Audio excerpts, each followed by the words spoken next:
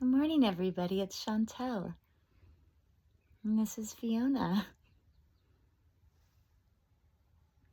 This is very rare that this would happen, that I'm about to do a video.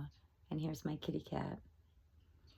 Perhaps it makes sense because what I want to talk about today is love. And I love her so much. Love in the heart. Right now I'm enrolled in a class, and so I just came from class this morning. We're doing somatic exercises, and today we did one on the heart.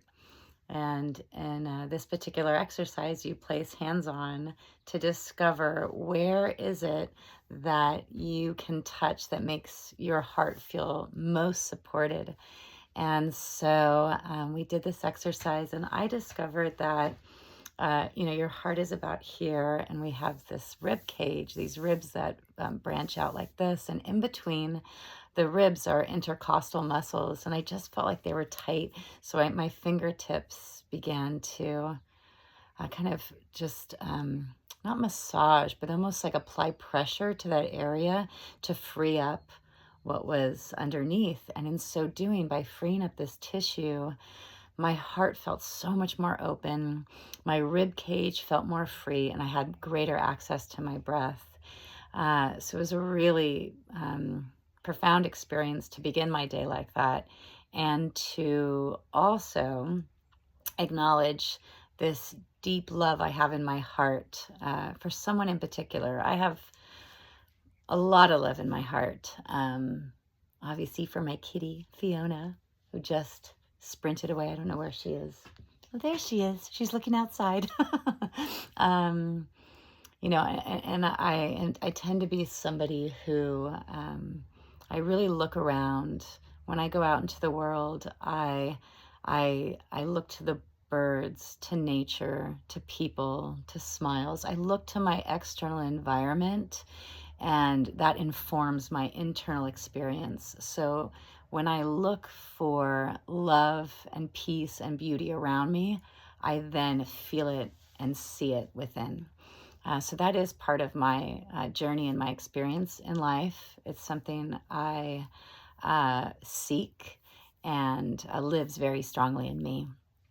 In addition, there is a love swelling in my heart. It's been there for a number of months, that I have for somebody, a person that came into my life very quickly, and just as quickly I felt deeply in love with them. Or maybe fell is not the right word, because it felt like it always was. It felt timeless. It felt like it had always been. It just was. It was a fact. They also departed quite quickly. They are still alive, but their journey has taken them somewhere else. So we're not experiencing being in each other's lives. This love that I feel is what some would refer to as agape love or unconditional love. It is so profound and so big in scope that there is so much respect and integrity and love and generosity that resides there. And I've been contemplating the fact that the majority of the time, it is just living in me. It's just this fact. This person and this love is just a fact.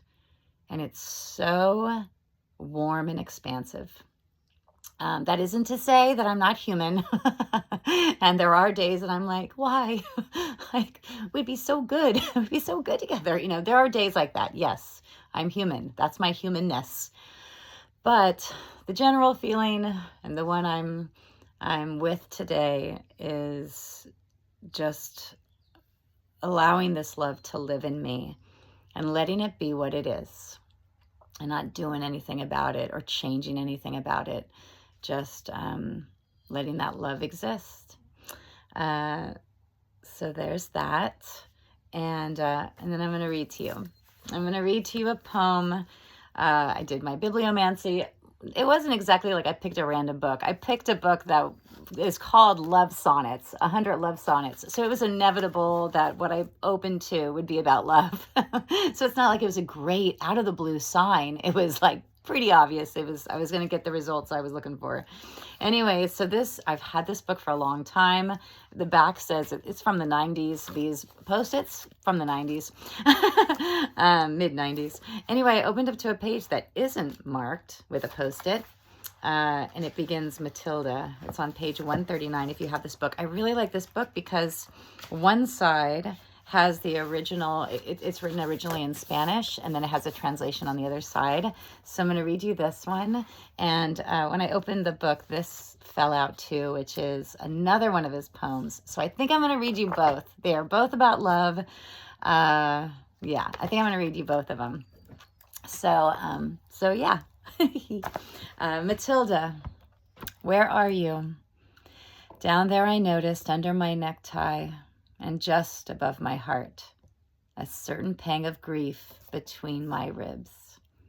You were gone that quickly. I needed the light of your energy.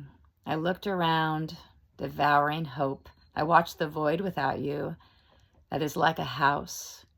Nothing left but tragic windows. Out of sheer taciturnity, the ceiling listens to the fall of the ancient leafless rain, to feathers, to whatever the night imprisoned. So I wait for you like a lonely house, till you will see me again and live in me. Till then, my windows ache. Okay, yep. So many feelings. They rise and fall. Okay, this is called Your Hands. I know this poem very well, also by Pablo Neruda. When your hands go out, love, toward mine, what do they bring me flying? Why do they stop at my mouth suddenly?